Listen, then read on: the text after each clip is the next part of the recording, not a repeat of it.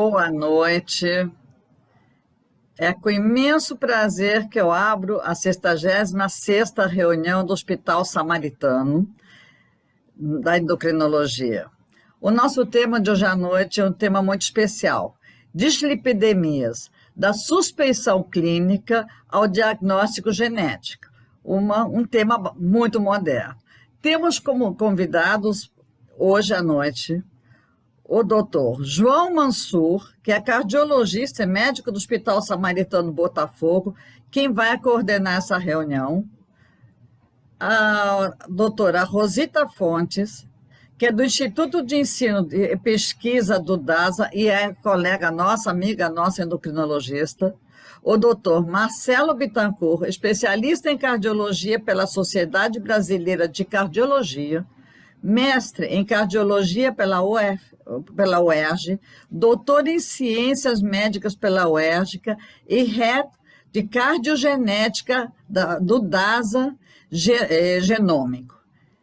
E Maria Elaine Gugel, que nos acompanha novamente, endocrinologista do DASA, PhD em Ciências Médicas pelo INCOR, da USP, e professora da Faculdade de Medicina Unicristos, além de e grande pesquisadora. Bom, uma boa noite. Vou passar a palavra a Denise, porque vamos ser rápidos hoje, né, Denise? Denise, obrigada pela tua presença. Obrigada a todos por estarem conosco essa noite. Muito obrigada, doutor Mansur, isso nos enche de alegria a sua presença. Obrigada, Mônica, boa noite a todo mundo que está aqui com a gente, é sempre muito bom os nossos encontros, certamente hoje vai ser bem produtivo, bem interessante, a gente vai poder discutir bastante, aprender bastante e ter uma ótima noite juntos. Obrigada aos palestrantes, a gente realmente hoje está com uma mesa excelente, né? A gente está fazendo aí uma parceria endócrino-cardiologia e falando de uma questão extremamente importante, que é quando a gente associa, né, a questão da genética, da biologia molecular com o desfecho clínico e como é que a gente pode intervir com isso, né? No momento em que a gente está falando tanto de metas, de controle, de LDL, de outras coisas mais, então como é importante a gente, como os exames e os testes que a gente tem hoje em dia podem nos ajudar a melhorar o desfecho desses pacientes, né? A gente não ficar só falando de laboratório, né? Então, obrigadíssimo, queria agradecer a todos que estão aqui, agradecer os que vão hoje, assim, a sessão, como sempre, a gente tem os 4 participantes e vocês, por favor, participem via chat, enviem seus comentários e seus questionamentos e, ao final, eles vão discutir as questões que vocês colocarem, tá? Obrigada, Mansur. Vou te interromper, Denise, desculpa, dizer que essa reunião está sendo gravada. Tá ótimo. Obrigada. Então, brigadíssima a todos. Mansur, muito obrigada ao apoio do Samaritano, é realmente uma honra ter você aqui com a gente. Marcelo também, é um prazer ter você aqui. Rosita, e também, enfim, está sempre fazendo parte aqui das sessões, parceira do IED, né, e também das nossas sessões, e vai ser um prazer ter todos vocês. A gente vai começar com o Mansur, na sequência vai a Rosita, depois o Marcelo, e vocês vão fazer os casos, né, os casos clínicos, e a Maria no final, né? Então, obrigadíssimo, obrigada. Por favor, Mansur, pode começar. Boa noite a todos. Assim, eu estou muito feliz de participar dessa sessão. O Hospital assim, Samaritano tem uma honra enorme de estar junto de vocês nessa vitoriosa sessão de endócrino, que é do Brasil todo, né? Eu como moderador, não tinha até o momento direito de projetar nada. Porém, a Mônica e a Denise me permitiram fazer um couvert, né? Um couvert antes do jantar, para mostrar 2 slides que eu acho muito interessantes, que eles vão vamos falar, eu vou projetar o primeiro, que é... Pode tirar a minha imagem aqui, isso é. Esse primeiro são 2 slides, assim, 1 segundo cada um.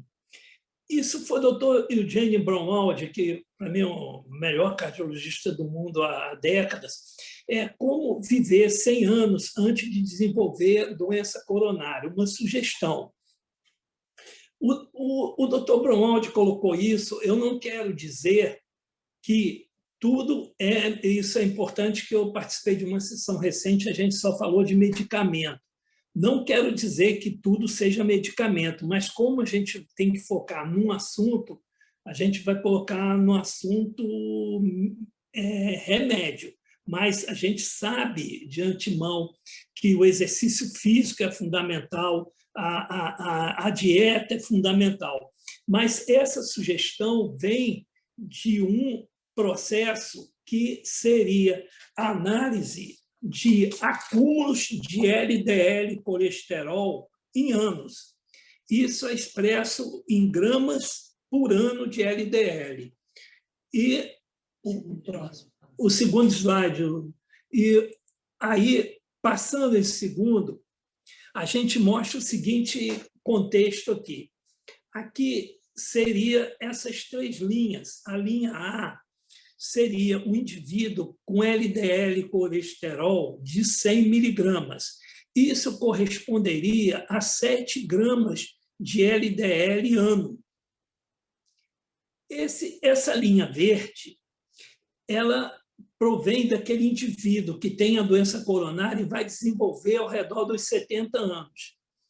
A linha B seria aquele indivíduo que tem um LDL de 200 aos 35 anos.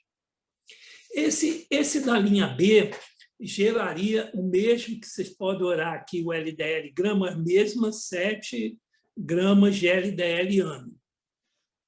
O que é proposto? Se esse da linha A nós começarmos a tratar aos 35 anos, nós passaríamos esse indivíduo que tem no A 100 miligramas para 60 miligramas. Isso atrasaria a doença coronária em 30 anos. Então, o indivíduo passaria a ter doença coronária aos 100 anos.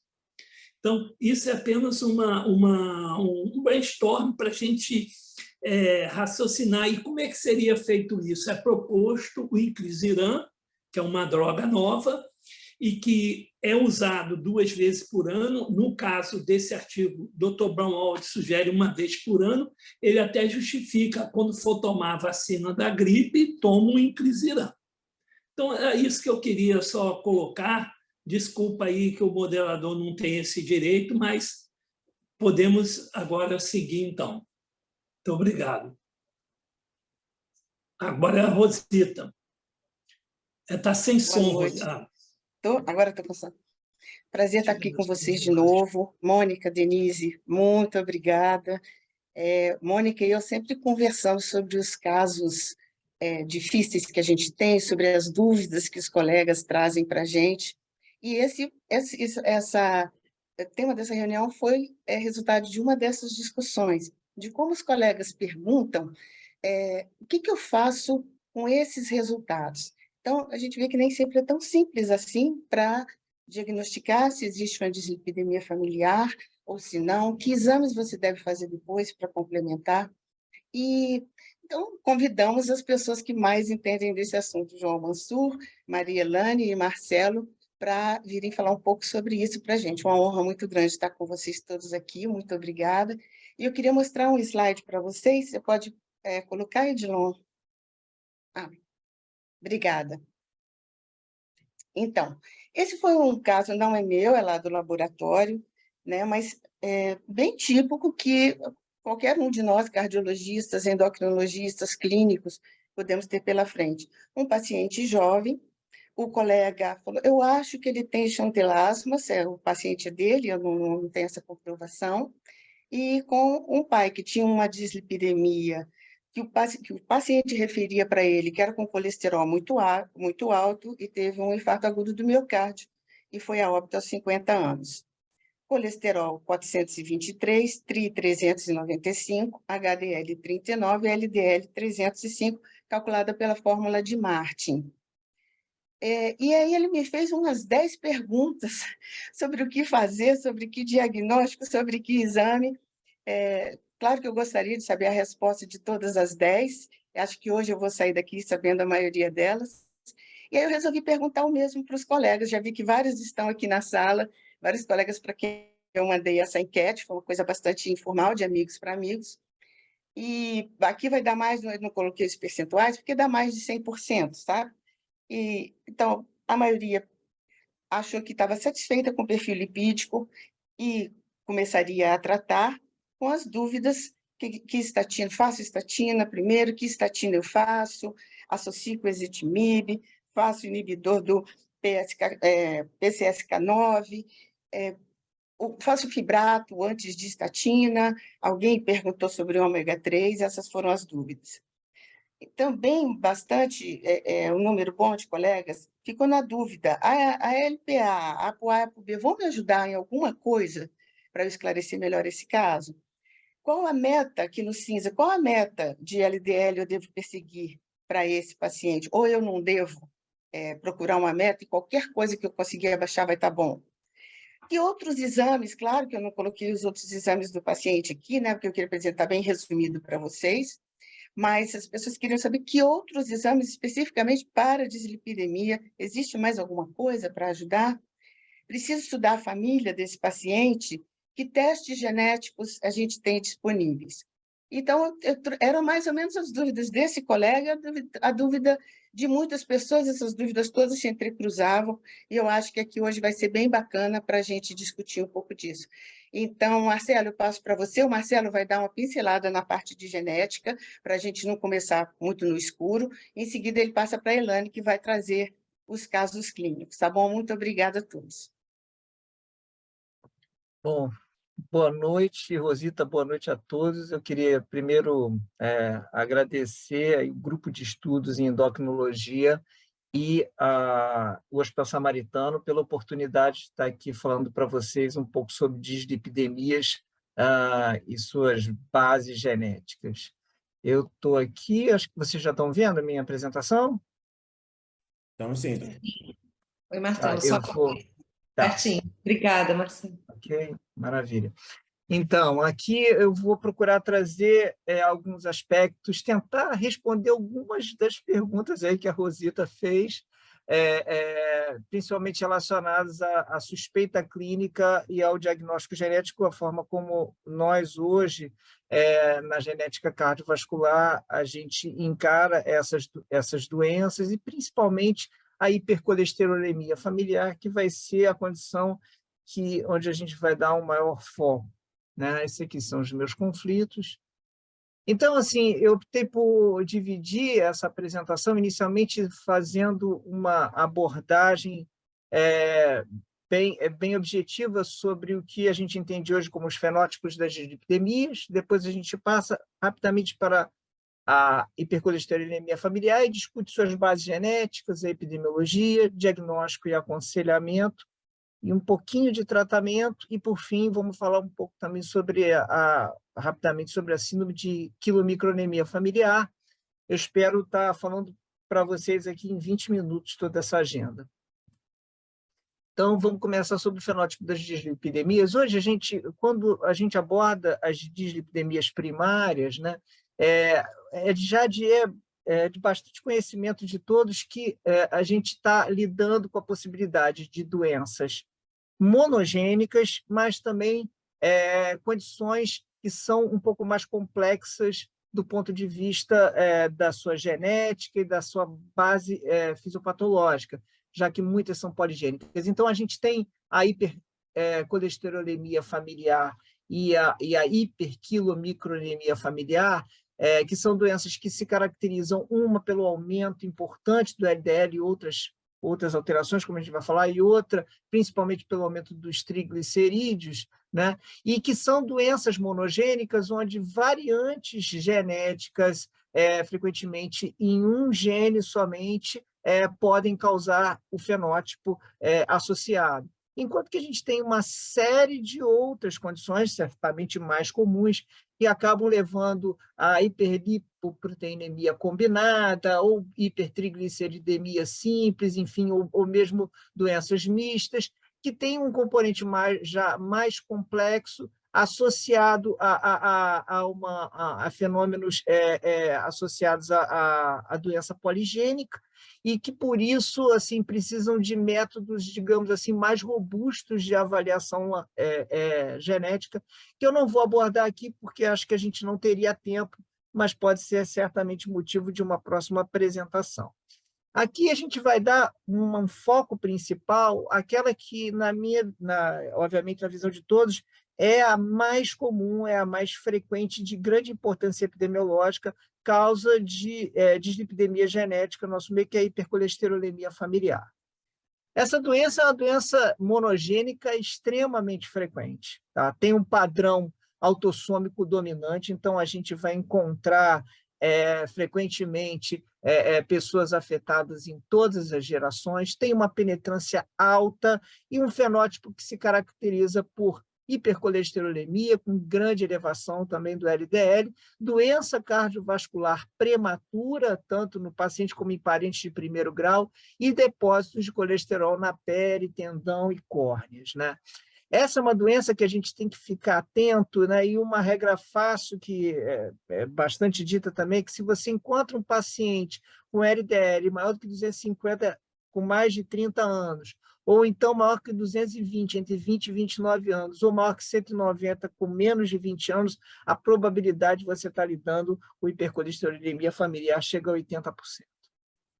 Né? E essa é uma doença, e aí aqui começa um primeiro dado que eu queria mostrar para vocês, que é bastante curioso, é que dentro da sua base genética, apesar de nós enfatizarmos principalmente a condição monogênica, você pode ter também formas poligênicas de dislipidemia, determinando o fenótipo de hipercolesterolemia familiar. Né? Mas se a gente for levar em consideração as formas monogênicas, a gente vai encontrar principalmente variantes aonde?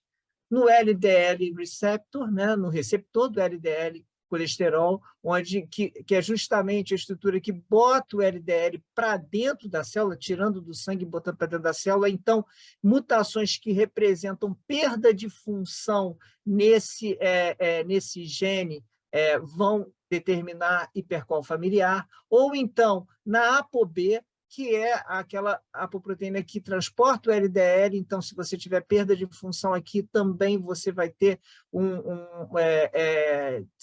pode desenvolver hipercol familiar, ou então o PCSK9, variantes, mutações no PCSK9, que aqui de forma diferente, já que o PCSK9 ele é responsável por degradar a molécula do LDL receptor e também por impedir, de uma certa forma, ter uma atuação, no caso, principalmente nesse contexto de degradação. Se você tiver mutações em ganho de função aqui, você tem o desenvolvimento desse fenótipo. Agora, o que é importante a gente saber? Que se a gente levar em consideração esses 3 genes principais, na maioria dos testes genéticos, na maioria das coortes, você, analisando basicamente isso, você vai ter uma sensibilidade em encontrar uma variante, se você fizer um teste genético, enfatizando principalmente esses 3 genes, e principalmente mutações pontuais, 40% de sensibilidade no teste genético para identificação, então, da causa da hipercol familiar. Obviamente, isso também está relacionado a outros genes que, eventualmente, a gente não consegue identificar, eventualmente, muito mais raramente, formas homozigóticas de transmissão autossômica recessiva envolvendo outros genes, como, por exemplo, o LDL-RAP. Tá? E hoje em dia a gente sabe também que existem algumas formas poligênicas envolvendo polimorfismos em diversos outros genes em conjunto, como o próprio LDLR, a ApoE, a ApoB, enfim, que em conjunto eventualmente podem determinar esse fenótipo, e seria uma causa de teste genético negativo quando a gente analisa basicamente a doença sob uma forma monogênica. possivelmente a gente vai conseguir identificar melhor esses doentes mais à frente através dos scores de risco poligênico para hipercolesterolemia. Tá? Então, assim, uma forma bastante interessante de entender um pouco, agora falando mais das formas monogênicas, né, a base genética, gerar uma suspeição do que tipo de doença a gente pode estar ligando através da variabilidade fenotípica do nível do LDL, a gente consegue ter uma suspeição maior de como pode estar envolvida essa base genética da hipercol familiar. Então, a gente sabe, por exemplo, que quando você tem níveis de LDL entre 190 e 500, muito provavelmente você vai estar lidando com formas heterozigóticas de hipercolesterolemia familiar, na maior parte dos casos, envolvendo principalmente aqueles 3 genes que eu falei. Entretanto, quando você já começa a lidar com aquelas formas bem mais raras, onde o nível de LDL ultrapassa 500, aqui você tem que ficar atento, porque você pode estar lidando aqui com formas muito graves de hipercolesterolemia familiar, do tipo homozigótica, que pode estar envolvendo não só defeitos homozigóticos na ApoB, como também ganho de função do PCSK9, assim como também formas de heterozigose composta envolvendo, às vezes, mais de um gene envolvido, tá? Ou mesmo aquelas formas homozigóticas do LDL-RAP. Tá? Então, e a importância disso aqui, porque são doenças assim, muito graves, muitas vezes se manifestam muito precocemente, eventualmente em crianças, e que, além de você ter terapias muito específicas que já estão sendo aí testadas e levadas à frente, você eventualmente pode ter a necessidade de fazer tratamentos outros, como a férise de lipoproteína. Então, é importante a gente ter a atenção do que a gente pode ver a partir, inclusive, dessa variabilidade fenotípica dos níveis do LDL. Tá? Bom, dentro do contexto da fisiopatologia associada à genética, então, assim, basicamente, o que os slides anteriores já mostraram, quer dizer, você ter uma mutação em algum desses genes leva, basicamente, a um aumento importante dos níveis de colesterol, LDL no sangue, e isso, obviamente, vai determinar a aterosclerose e doença coronariana precocemente. Né?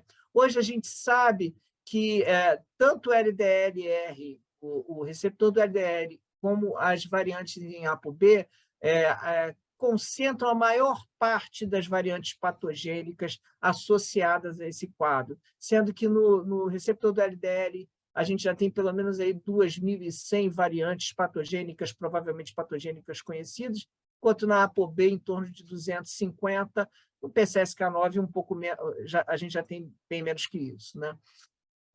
Falando um pouco em termos da epidemiologia, né, aqui a gente tem alguns dados que são muito importantes enfatizar.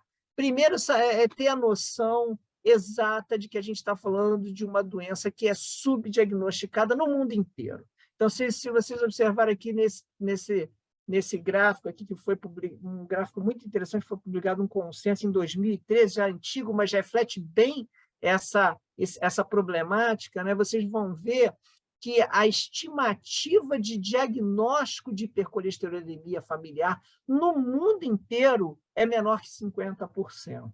Sendo que o único país onde ela é maior do que 50% é na Holanda, onde você tem todo um trabalho voltado para isso, várias publicações, pessoas estudando, enfim. No Brasil, a gente acredita que faz o diagnóstico em menos do que 1% dos casos. Obviamente que existem centros de referência no Brasil, a Elane é uma especialista, por exemplo, que obviamente tem toda uma atenção para esse quadro, a gente tem outros colegas, o Raul em São Paulo, mas, em geral, de um modo geral, a estimativa é menor que 1%, e não é diferente, como vocês podem ver, dos Estados Unidos, do Canadá, países desenvolvidos. Isso tem uma relevância extremamente grande, porque uma coisa é você ter uma sobrevida livre de eventos num paciente com hipercolesterolemia familiar, começando a terapia com estatina precocemente, né? E outra coisa é você ter uma sobrevida livre de eventos bem menor no paciente que não toma estatina, num paciente como esse, quando ele não toma estatina.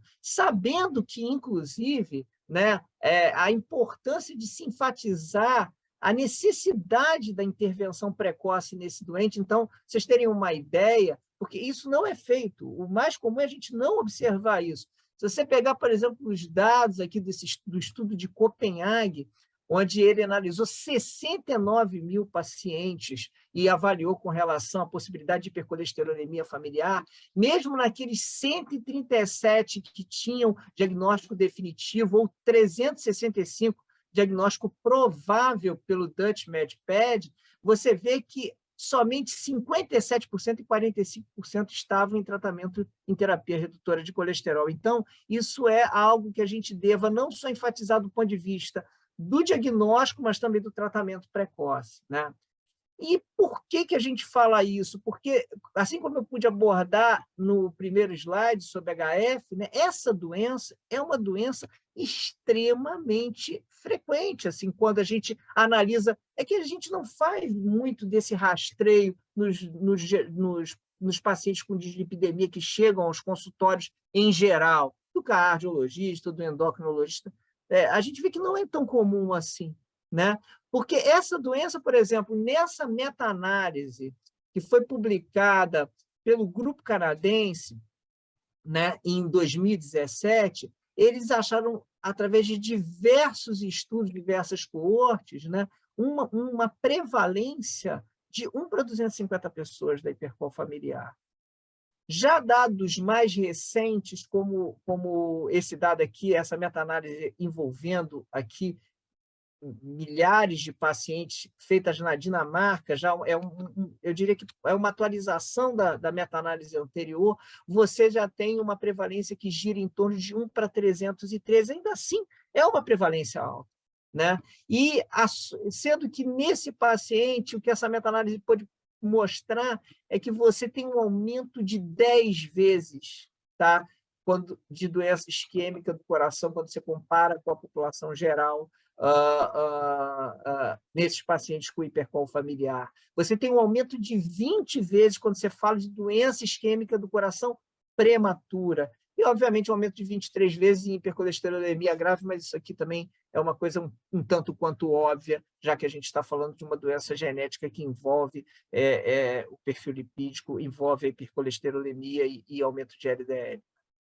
Então, é uma doença, do ponto de vista epidemiológico, extremamente relevante,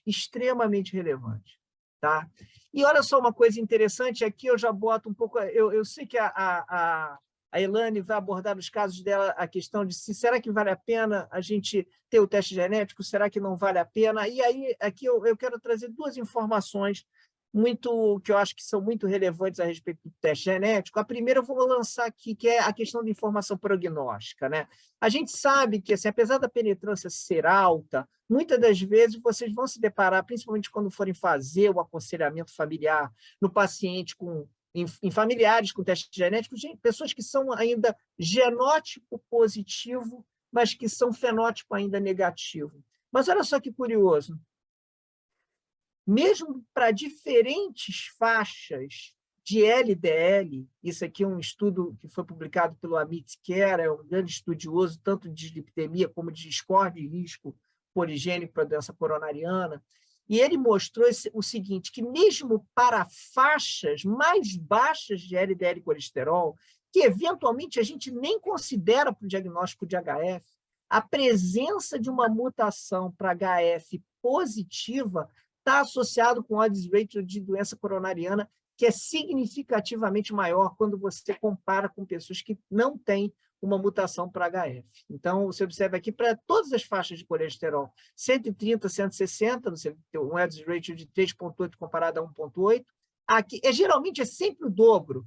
A partir de 190 é mais do que o dobro do odds ratio, mostrando que, muito possivelmente, a gente aqui está falando de uma doença que estabelece doença, fenótipo de doença, e que não está, talvez, relacionada só ao nível do LDL, mas também, talvez, à característica do LDL, eventualmente, algo que a gente possa estudar com subfracionamento de lipoproteína, enfim.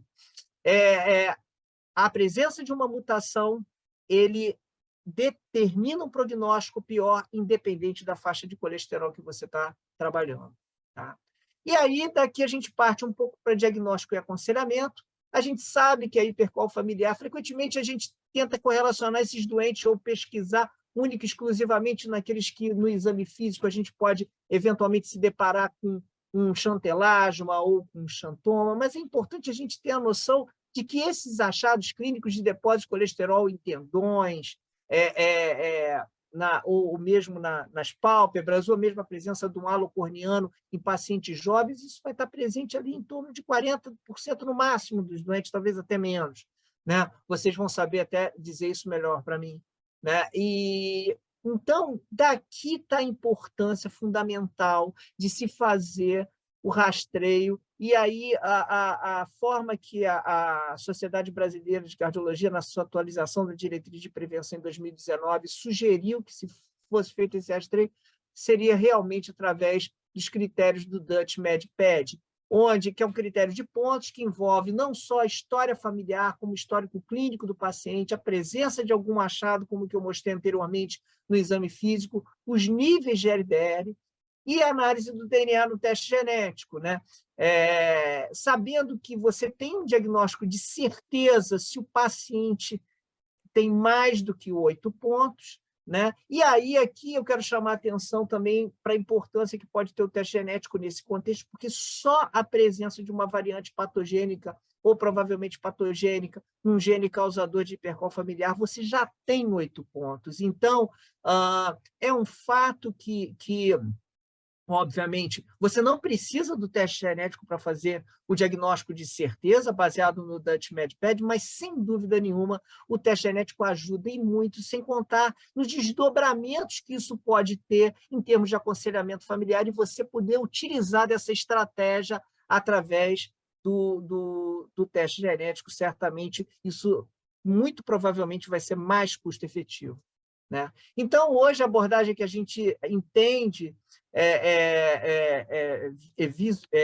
visualiza como sendo a melhor para esses casos se você tem, então, um paciente com hipercol familiar, um fenótipo de hipercol familiar, é interessante que você faça o teste genético. Se ele vier positivo, então, você, obviamente, ele tem genótipo positivo, fenótipo positivo, você vai tratar o LDL de acordo aí com as atualizações. Eu vou trazer algumas coisas de tratamento mais à frente. Né? Se for um paciente que é genótipo, você buscou isso na cascata familiar, fez o aconselhamento no restante da família, ele é genótipo positivo, fenótipo negativo, você deve monitorar o LDL e tratar de acordo com as diretrizes a partir do momento que ele manifesta a doença, de acordo com os fluxogramas, alguns deles eu vou mostrar aqui. Agora, uma coisa que é importante e que eu acho que vai ter uma interseção com o que a Elane vai mostrar em alguns casos, é que, se você tem um fenótipo de HF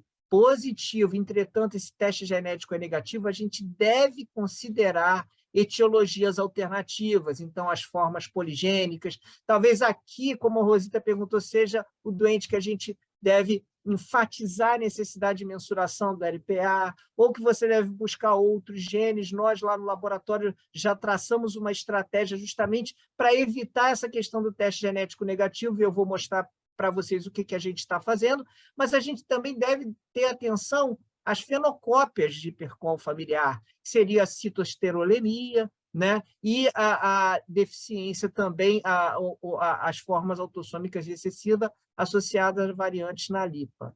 Né? Então, a gente sabe o seguinte, hoje em dia, se você fizer um teste genético na avaliação laboratorial, envolvendo só esses 4 genes, talvez principais, o LDLR, o LDL-RAP, o PCSK9 e o ApoB, você vai chegar no máximo a 50% de diagnóstico de uma variante patogênica ou provavelmente patogênica. Então, é importante a gente saber que você pode identificar, ainda que seja com muito menos frequência, tem alguns genes que são mais atípicos que também podem determinar doença, como a BCG5, a BCG8, a ApoE, são situações raras, mas, enfim, elas existem. Mas uma coisa que eu quero lembrar aqui para vocês todos, e que é muito relevante também, é que até 15% você pode ter modelos de variantes que não são tão bem percebidas e diagnosticadas através do NGS, do sequenciamento de última geração, que é a metodologia que a gente usa para fazer os testes genéticos para tudo, né? Para dislipidemia, cardiomiopatias, granulopatias, que são análises de variantes de número de cópias, tá? As copy number variations. Elas, principalmente aquelas que acometem o LDLR, podem ser responsáveis por até 15% dos casos de hipercol familiar. O que é isso? O que são variantes de número de cópias? São aquelas grandes deleções ou grandes duplicações que você não encontra, que não tem tanta... o NGS não tem uma coraça tão boa para identificar. O NGS é muito interessante para aquelas mutações pontuais. Então, quando você tem grandes deleções, grandes duplicações, ele pode não captar. E você precisar de métodos alternativos de análise genética, como, por exemplo, o NLPA ou o Array. Tá? Então, o que a gente fez lá no laboratório para compensar? A gente hoje tem um grande painel de lipidemia que avalia os principais genes associados a HF, mas que também traz esses genes candidatos. A gente acabou incluindo também os genes associados à hipertrigliceridemia familiar. E, além do NGS, para todos esses genes, a gente também, obrigatoriamente, quando o paciente pede um painel de dislipidemia familiar, a gente faz também associado um NLPA para o LDL receptor, justamente para não deixar passar essas copy number variations e a gente ter um grau de positividade maior no que diz respeito à dislipidemia familiar, principalmente a HF. Tá? Não esquecer da importância de se efetuar a cascata genética a partir do momento que você acha uma variante patogênica ou provavelmente patogênica, a gente deve, então, recomendar a cascata genética. Obviamente, se o familiar aceitar, isso vai ser mais efetivo na identificação dos familiares em risco, né? E isso vai possibilitar o tratamento. Eu acho que eu já estou acabando, eu espero não estar passando muito do tempo, mas eu queria lembrar para vocês, então, uma rápida pincelada do tratamento. Aqui a gente tem a atualização do Guideline Brasileiro de hipercolesterolemia familiar, que a professora Elane, então, que vai me suceder, participou e contribuiu bastante, né? E eu trouxe só 2 dos fluxogramas aqui. O primeiro, que acho que é aquele que a gente teria mais oportunidade de usar, que é o fluxograma do tratamento da HF heterozigótica em prevenção primária. Lembrar que nesse doente a gente deve ter metas agressivas de redução de colesterol e geralmente associada ao uso de estatina de alta potência com ezetimiba já de cara. E, obviamente, eventualmente, se você não consegue sucesso, deve considerar rapidamente a questão do inibidor de PCSK9, se a gente não estiver lidando, obviamente, com uma variante no PCSK9. Tem que ter atenção, isso vai se enquadrar bem para as maiorias das variantes associadas a LDLR e ApoB. Né? E lembrar que existe também uma diretriz, um fluxograma para crianças e adolescentes com diagnóstico de HF, tá? Que tem as suas metas específicas e já considera a possibilidade do tratamento farmacológico se o paciente tiver mais do que 8 anos de idade. Então, nessa condição de HF, a gente não deve ser conservador nas crianças, pelo menos deveria ser conservador nas crianças com HF, porque certamente você vai ter um grande impacto em reduzir desfecho, e isso já foi mostrado em alguns estudos. Eu trago aqui uma comparação de uma coorte de segmento de 20 anos de crianças com HF, com 214 pacientes que tinham HF, que participaram de um trial placebo controlado com pravastatina na época, e que, quando eles fizeram a comparação com 156 parentes afetados, que não tinham sido tratados como hipercol familiar precocemente, a incidência de doença cardiovascular foi muito maior nesses parentes não tratados do que naquelas crianças que tiveram tratamento precoce com HF, onde a sobrevida livre de eventos se assemelhou, inclusive, à da população geral, como vocês podem observar aqui. Por fim, um último slide para falar de síndrome de quilomicronemia familiar. Essa é uma doença mais rara, autossômica recessiva, e que envolve o desenvolvimento de hipertrigliceridemia grave. Eu deixei ela por último, porque é uma doença muito menos prevalente, afeta 1 a 2 pessoas por milhão, é decorrente de uma deficiência do LPL, da lipoproteína lipase, ou então outras proteínas menos comuns necessários para a atividade normal da lipase, que acaba cursando com triglicerídeos em torno de 1.500 a 15.000 e que pode determinar pancreatite de repetição, então é uma doença bastante grave também. No nosso painel, a gente tem a oportunidade de triar esses pacientes também. É basicamente isso. Desculpa aí se eu passei um pouco da hora, eu quero agradecer aqui a oportunidade. E passar para a professora Elane, né, que vai me suceder aqui. Ela já foi apresentada pela professora Rosita, e é uma honra aqui estar dando aqui um pouquinho, falando um pouquinho antes aqui para agora a Elane aí falar sobre seus casos clínicos, que eu sei que são muito interessantes. Obrigado, Elane. Muito bom, Marcelo. Eu queria primeiro, boa noite, agradecer ao convite. É uma honra estar voltando aqui. Já tive numa sessão pelo convite da doutora Mônica, da Denise. Tive recentemente no Hospital Samaritano, porque dentro do grupo DASA eu sou responsável pelo Rio de Janeiro também. Então, tem uma equipe que muito me orgulha, a Rosita está aqui, e fico muito feliz de estar aqui nessa sessão. Já aprendi muito, sempre que eu escuto o Marcelo falar, eu acabo aprendendo mais uma coisa com ele, foi muito bom. E o meu papel aqui é muito trazer essa teoria para a gente viver um mundo real, porque muitas vezes, quando a gente vai para a aula de genética, pelo menos eu sempre lembro na época de universidade, a aula de genética, era a aula que a gente escolhia para ir embora, né? Vai embora a genética, coisa rara, isso não aparece.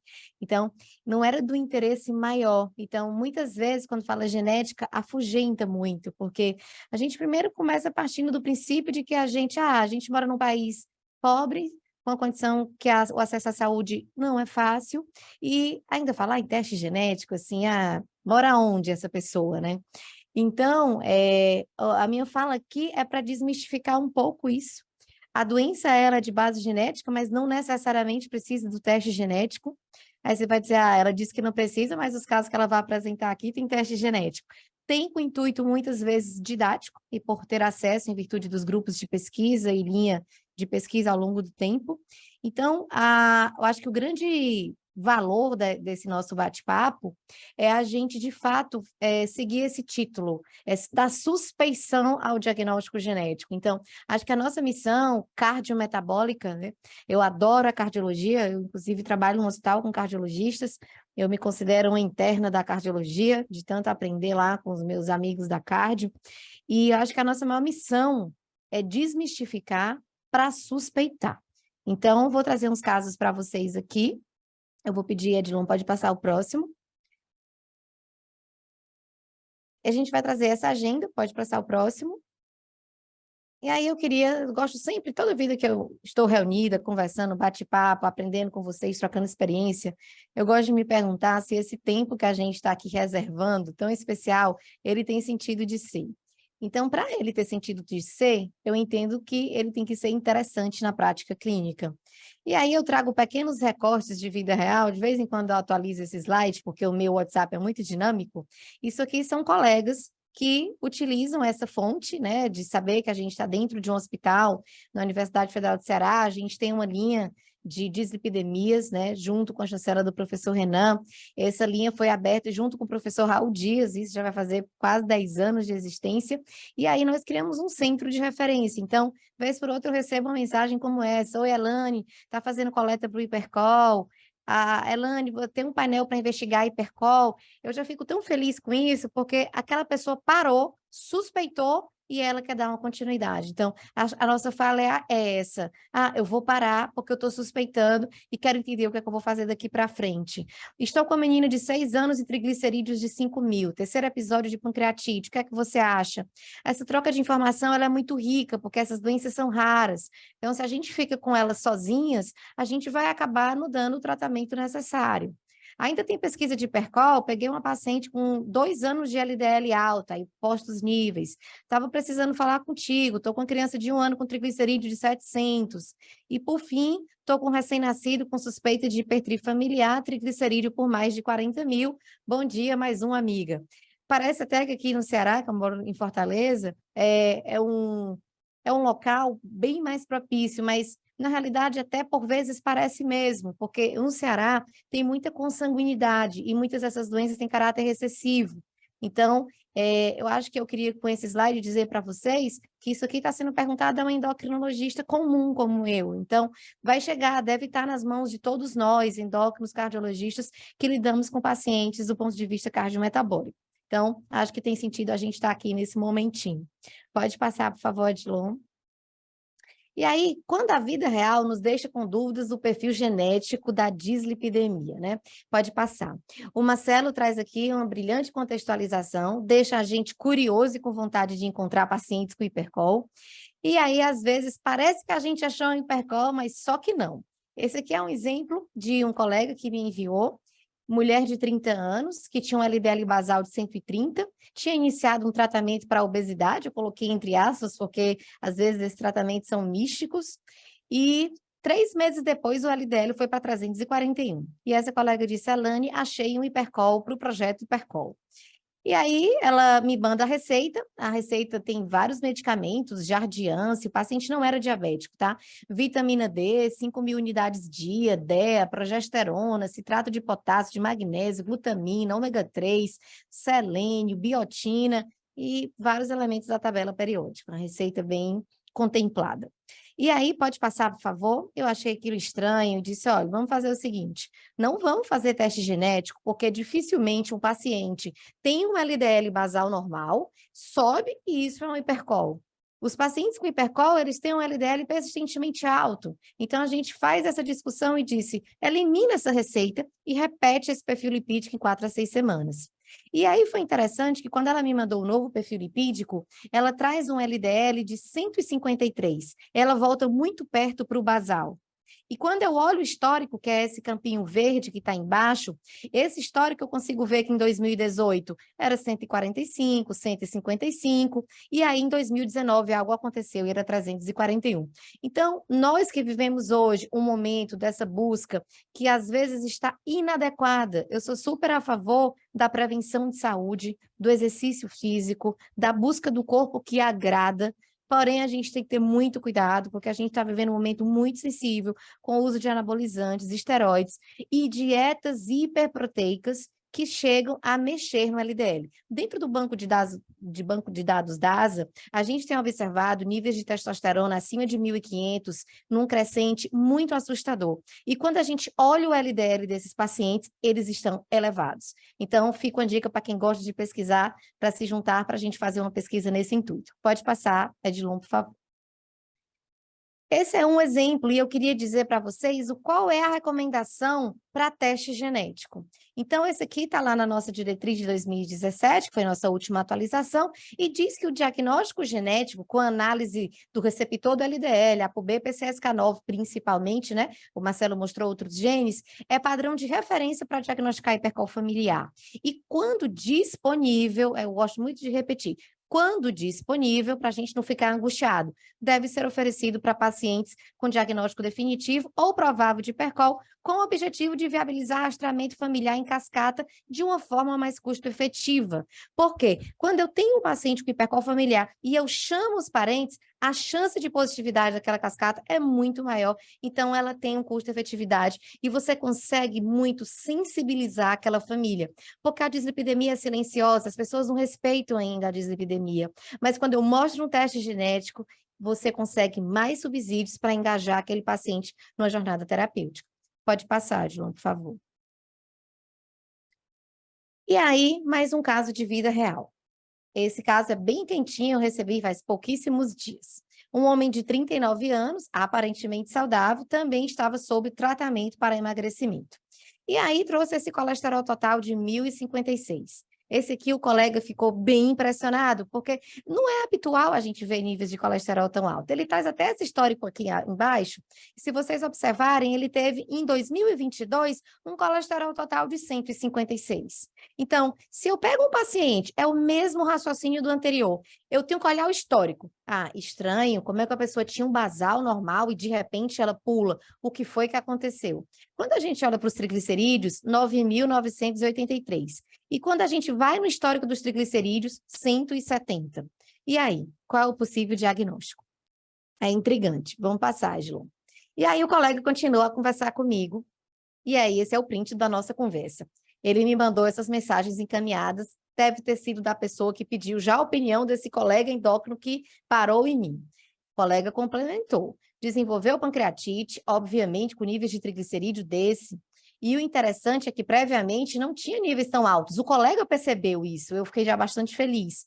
Pareceu tão abrupto em 2022 e tem um registro de apenas 224, subiu para quase 10 mil. Relato do nosso colega que viu os exames desse paciente. Aí ele complementou, botou um chip hormonal em algum lugar, não sei o que tinha nesse chip, que interfere em colesterol, baixa o HDL e aumenta o LDL. Mas não sei se isso acontece nesses níveis aí. Restante da história, ele botou esse emoji aí. E aí, gente, não tem divertimento nenhum a gente ver um caso como esse, né? É lamentável. A gente tem pacientes, e só para a gente lembrar, eu não sei detalhes, a gente sabe que tem um chip, mas os esteroides, os anabolizantes, como é que eles aumentam o LDL? É mudando a funcionalidade do HDL. Então, eles mudam a funcionalidade do HDL, que tem aquela função de varredor, de limpeza, com o HDL com a função reduzida ou inadequada, o LDL se acumula e aumenta o potencial aterosclerótico. Mas aí, Elane, tudo bem. E o que é que ele tem objetivamente? Porque a gente gosta do diagnóstico final. O que ele tem objetivamente? Ele tem uma quilomicronemia, porque ele tem triglicerídeos aqui de 9.000. Esse paciente não tem o hipercol familiar, porque não tem hipercol familiar que curse com esse nível de triglicéridos. Então, provavelmente ele tem uma quilomicronemia de caráter multifatorial, que tem uma base poligênica. Opa, traduz. As quilomicronemias têm dois grandes grupos. O Marcelo citou um, que é bem raro, que é a síndrome da quilomicronemia familiar. E ele muito bem falou que está relacionado à lipase lipoproteica ou aos seus cofatores de ativação. Então, ele citou essa síndrome que é monogênica. A quilomicronemia multifatorial é a mais frequente do nosso dia a dia. Enquanto a SQF é 1 para 2 milhões ou 3 milhões, a multifatorial é 1 para 600. Então, essa multifatorial é o que aparece nos consultórios de quem atende paciente com diabetes, que quando o diabetes está descompensado, o triglicerídeo sobe. Então, a quilomicronemia multifatorial, ela tem uma base genética poligênica, em geral tem até o gene da LPL relacionado, mas tem os gatilhos, e esses gatilhos geram aumento dos quilomicrons. Elane, você faria teste genético? Aí eu vou pedir para o Adilon passar o próximo, para a gente chegar a uma conclusão. Qual é o grau de recomendação para o teste genético? Esse é o posicionamento que eu convido vocês para lerem. Eu tive também a oportunidade de participar desse posicionamento sobre SQF, publicado agora recentemente, em 2023. E a recomendação é que, para suspeita de SQF, que é a quilomicronemia familiar, após afastada causas secundárias, então isso é tão importante, a gente não pode ficar animado, vou fazer teste genético. Vamos primeiro entender, existem causas secundárias? Quais são? É diabético descompensado? Hipotireoidismo descompensado? Usa corticoterapia em altas doses? Antipsicóticos, usa Roacutan, remédios para pele, a gente tem que pensar em todos os gatilhos. E agora a gente tem que pensar em mais outro gatilho. Usa esteroides anabolizantes? Então, isso tem que estar dentro do nosso pensamento. Se essa pessoa que você excluiu as causas secundárias, depois de um jejum de 12 horas, tiver triglicerídeos acima de 1.000 em 3 coletas diferentes, ela deve fazer um teste genético. Se for criança e adolescente, o ponto de corte é 880, independente do jejum. Mas tem um dado que, se essa pessoa tiver uma dosagem menor que 170, exclui a investigação, porque entende que é uma alteração monogênica, ela não permite que você atinja o triglicerídeo quase dentro da normalidade. Então, se a gente voltar lá para o caso e olhar o histórico do paciente, ele tinha um triglicerídeo exatamente de 170. A resposta, se a gente olhar a diretriz, a gente podia não fazer o teste genético. Mas, na minha prática, eu faria, porque há uma chance importante de a gente encontrar uma mutação em heterozigose que não vai ser a SQF e vai fazer essa pessoa entrar um pouco mais na real, e isso acaba ajudando esse paciente. Mas, isso é uma provável quilomicronemia, tem que controlar os gatilhos e o teste genético, seguindo o roteiro, não é obrigatório. Mas não impede de você dizer o nome da doença. É quilomicronemia multifatorial. Pode passar, Edilon. Então, eu fiz questão de trazer esses 2 primeiros casos, porque a maioria das possíveis doenças genéticas que aparecem para a gente não são, tá? Então, a gente tem que ficar alerta, porque nós estudamos cardiometabolismo e é o nosso dia a dia. Eu estou vendo as perguntas, eu acho que pode deixar nessa, eu vou esperar terminar e como é que a gente, Denise, você quer que eu conclua ou já vai interagindo? Vocês têm alguma recomendação? Ou eu posso seguir e voltar no final? Geralmente a gente vai no final. Perfeito, doutora Mônica. Então, a nossa primeira etapa, a gente mostrou 2 casos do dia a dia e um pedido. Fiquem alertas para esse momento de uso de anabolizantes, né? E agora eu vou começar a trazer um pouco de casos de vida real para a fala do Marcelo. E eu vou começar com esse paciente aqui. Esse paciente é um paciente meu que ele é até de origem grega, nasceu na Grécia, veio morar no Brasil, 48 anos, ex-tabagista, tem história familiar positiva para DAC, inclusive ele teve DAC diagnosticado aos 34 anos, ocasião na qual revascularizou o miocárdio, teve um novo evento na pandemia, onde ele colocou 2 stents. Paciente jovem, que tinha revascularização, eventos de repetição, e esse paciente tinha um LDL de base, que eu não trouxe aqui, de 230. Então, eu levei esse paciente para fazer o teste genético no grupo lá do INCOL, a gente colhe e manda lá para o INCOL, e ele veio com a mutação, na mutação mais frequente, que é o receptor do LDL, que vocês viram aqui na caixinha laranja, e é um paciente com a variante patogênica e em heterozigose. Aí você diz, legal, mudou em que a vida do paciente? Mudou, porque ele entende que ele tem uma doença genética, ele respeita mais. Só que se você olhar o último perfil lipídico desse paciente, aqui nesse quadrinho da esquerda, ele está com LDL de 80, usando irregular rosuvastatina, ezetimibe e inibidor do PCSK9, porque ele entrou judicialmente e conseguiu o PCSK9. E aí eu digo, olha, você não está dentro da meta, você está tendo recorrência de eventos, sua meta tem que ser menor. É muita fala do Dr. Mansur. Mas aí o paciente não acredita. Aí eu digo, então vamos fazer testes complementares, pode passar, Edilon. Eu sugeri para esse paciente fazer o teste das subfrações de lipoproteínas. Aí você vai dizer, subfrações? Eu nunca vi essa indicação. Se você for lá na atualização da diretriz de lípides de 2017, ele vai dizer que existem as subfrações, mas não existe um posicionamento de recomendação. Muito disso se deve à falta de estudos na população brasileira e à falta de acesso ao exame. Nos Estados Unidos é bem mais utilizado. Eu não recomendo o uso para qualquer paciente. Vocês entenderam o meu contexto. Eu estou com um paciente, em teoria, otimizado do ponto de vista de terapêutica para estatina, ezetimibe, inibidor do PCSK9, está com LDL inadequado e não acredita na minha fala quando eu digo que o LDL dele é do tipo do mal, pequeno e denso.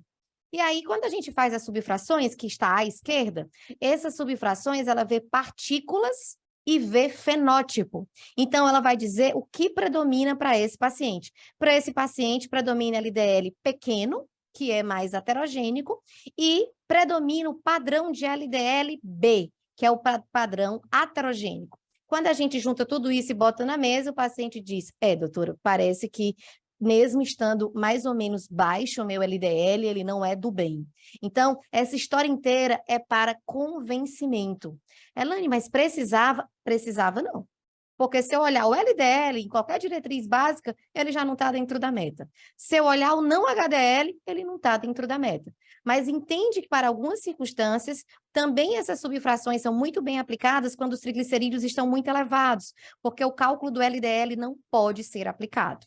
Então, eu trago assim, eu não sei o quanto vocês têm experiência, e eu fico super à disposição para a gente trocar umas figurinhas sobre essas subfrações, mas a minha fala é muito justa. Não recomendo para todos os pacientes. Pode passar, Edilon. Continuando com a teoria que o Marcelo já muito bem nos trouxe, a gente acabou de ver uma hipercol heterozigota, que só relembrando para vocês, a prevalência é tão frequente quanto 1 para 250. Então, todos vocês têm um hipercol heterozigota no consultório, sem sombra de dúvida alguma. E eu gosto sempre de trazer a fala de quando é que eu suspeito na criança. Então, a criança, se tiver um colesterol total acima de 230, ou um adulto com colesterol total acima de 310, até que se prove o contrário, é um provável hipercol. Quando que eu devo fazer o rastreio do perfil lipídico de uma criança? Imediatamente antes da puberdade, ou anteriormente, se história familiar ou pessoal significante. E aqui eu vou trazer uma criança com a forma heterozigota composta, que fenotipicamente se comporta como homozigota. Essa criança ela tem 15 anos, acompanhada por desnutrição desde os 5 anos, com LDL inicial 383. Olha a dificuldade desse diagnóstico. Nós, em geral, fazemos avaliação de perfil lipídico em crianças sobrepeso e obesas. Nós não ficamos preocupados em avaliar perfil lipídico em crianças magras. Só que os pacientes com hipercol não são sobrepesos e obesos. Se vocês lembrarem do gráfico do Marcelo, eles têm menos síndrome metabólica, menos diabetes. Então, não é o perfil que a gente tem que buscar. Essa criança foi seguida, a avó revascularizada, com 47 anos de idade, e ela tinha esses sintomas difusos. Pode passar. E aí, qual é o diagnóstico dessa criança? Essa criança nunca teve um LDL de 500, que é aquele ponto de corte que o Marcelo mostrou no gráfico, que a gente suspeita logo de forma homozigótica. Ela é tratada hoje com rosuvastatina de 40 numa criança. Essa dose, ela inclusive é off-label para essa idade. Ezetimibe de 10 e PCSK9 de 15. Poxa, essa criança é do SUS, tem PCSK9 porque ela fez parte do estudo de PCSK9 em criança. E aí ela está dentro dos contemplados no pós-estudo. Fazendo tudo isso, a gente fez o diagnóstico genético. Quando a gente pega uma criança ou um adulto com esses níveis de LDL, abrem esses 4 leques genotípicos. Ou é uma variante patogênica em homozigose, ou é um homozigoto LDL nulo, ou é um verdadeiro homozigoto, ou é um heterozigoto composto. Pode passar, Edilon. Nós fizemos o teste genético, eu vou mostrar para vocês. Antes do teste, eu acho que é o outro slide, a atualização da diretriz de IHF, que a gente publicou recentemente, ela recomenda que o critério diagnóstico da forma homozigótica pode ser feito com LDL isolado acima de 500. Essa criança não tinha. Ou tratado acima de 300. Ela não tinha, ela tinha na trave. Então, o teste genético não é obrigatório quando você tem as variantes de forma clássica. Para ela, que não, eu sabia que ela tinha um hipercol, só que a gente sempre achou que ela tinha uma forma heterozigótica mais grave. A gente fez o teste genético. Pode passar, Edilon.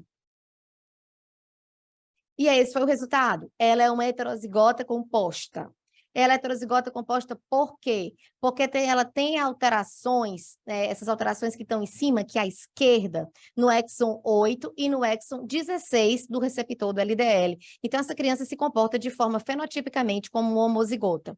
E aí, esse é o heredograma à direita da família dessa criança. E quando a gente olha, a criança é a bolinha que está com a seta. Eu descobri o irmão da criança na cascata, obviamente os pais da criança e uma tia da criança. Então, quão valoroso é você fazer o rastreamento em cascata.